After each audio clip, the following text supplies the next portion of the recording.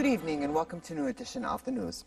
His Majesty King Abdullah, accompanied by Her Majesty Queen Rania, left to New York on a working visit where he will head the Jordanian delegation to the 73rd session of the United Nations General Assembly. His Majesty will deliver a speech to the UN General Assembly and will meet a number of heads of states and delegations on the sidelines of the high-level meetings. His Royal Highness Prince Faisal bin Hussein was sworn in as regent. Earlier, His Majesty the King met with President and members of the Jordan Press Association for talks on issues related to the media, local issues and developments on the regional and international arenas. During the meeting at Al Husseiniya Palace, His Majesty said Jordan is pushing ahead with the reform process and stressed the need to assess and develop electoral and party laws to ensure wider participation in the decision-making process and to enable Jordanian youth to contribute more to development. The King also underscored the role of professional media in addressing national issues and in enhancing participation in the debate over them. On the economic challenges the Kingdom is facing, His Majesty said Jordan is capable of overcoming them and underlined the importance of the media in highlighting achievements made and practicing its monitoring role.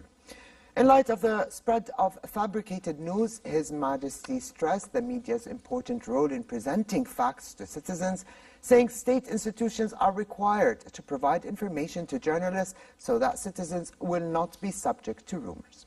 His Majesty also stressed the role of the media in confronting extremism and shielding young people from dark thoughts alien to Islam.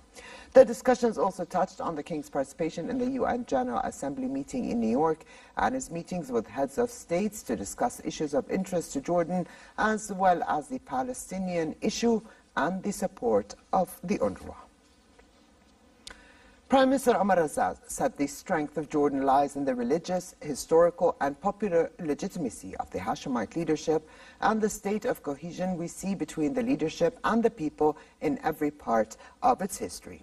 During a lecture at the Royal Jordanian National Defense College, Razaz said that Jordan has accomplished so much in a short period of time, especially when comparing it to countries surrounding it. He pointed to Jordan's unwavering stance on all national issues, including the Palestinian cause, Jerusalem, refugees, and UNRWA.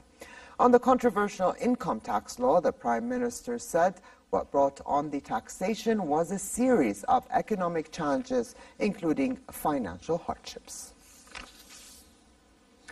In its session today, the Cabinet approved the Student Support Fund system in the public Jordanian universities for the year 2018.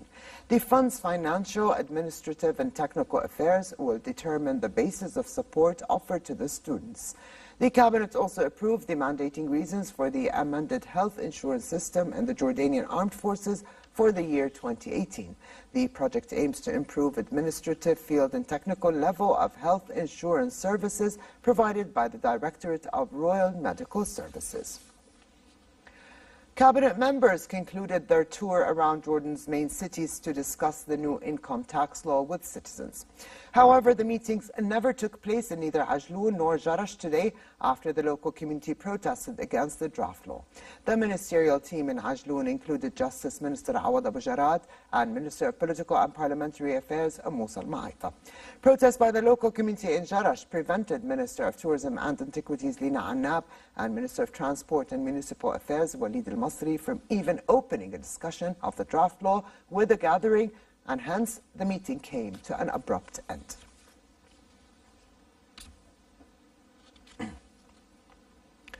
UN Special Envoy for Syria asked for the quick implementation of a Russia-Turkey agreement to set up a demilitarized buffer zone in Syria's Idlib province, which could avert a full-scale attack on the last major rebel stronghold in the country.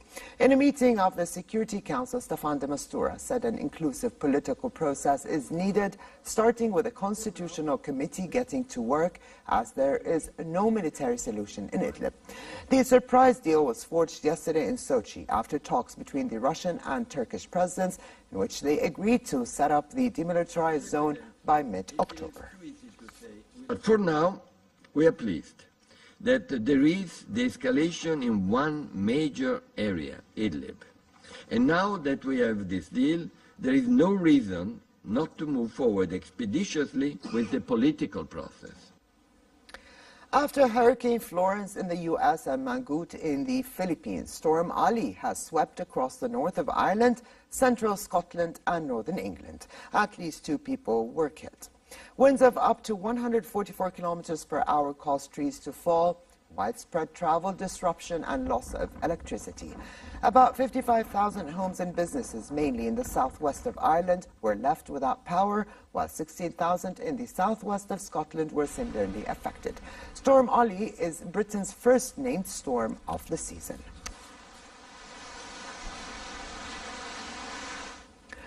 To sports and the Pan-Pacific Open in Tokyo. Japan's Naomi Osaka cruised to victory in her first match since lifting the U.S. Open title, beating Slovak Dominika Cibulkova in 2 sets. Osaka, who stunned Serena Williams to become Japan's first Grand Slam singles champion, produced yet another display of fearless power hitting to put away Cibulkova in just under an hour. With her 6-2, 6-1 victory, Osaka will either play Barbora Strykova of the Czech Republic or Estonia's Anett Kontaveit in the quarterfinals.